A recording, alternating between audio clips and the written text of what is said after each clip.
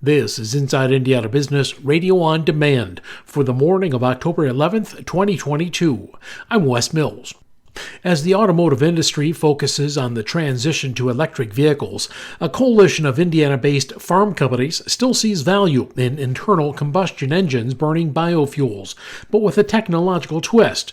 Atlanta-based Bex Hybrids is operating a semi-truck with a Cummins diesel engine retrofitted to run on nearly 100% corn-based ethanol.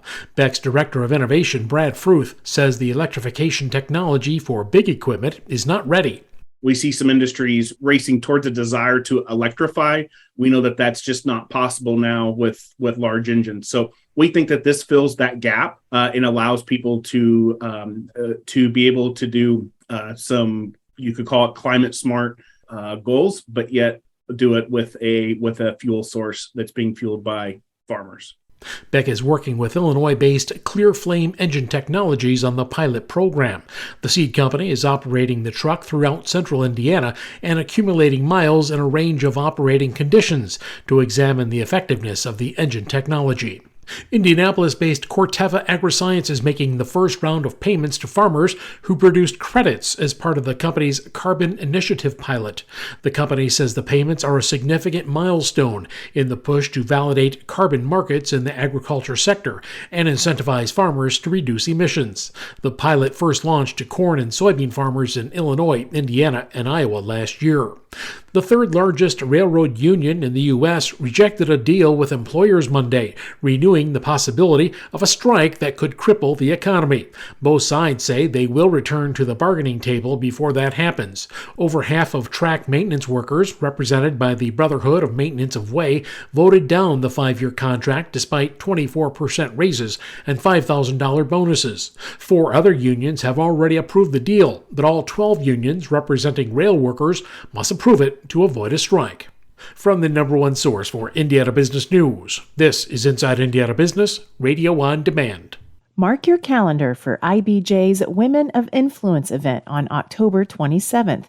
We'll be unveiling this year's class of Indy's most powerful and inspiring women. Join us as we celebrate their successes and reveal the triumphs and challenges that have shaped their careers.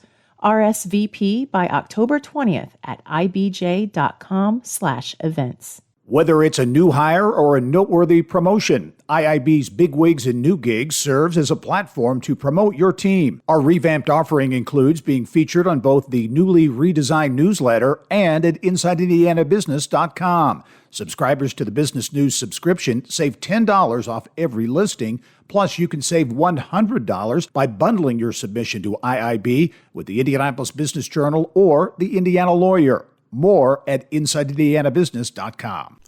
Angola-based logistics company Tradition Transportation Group is being acquired by Aqua Power Systems of Florida.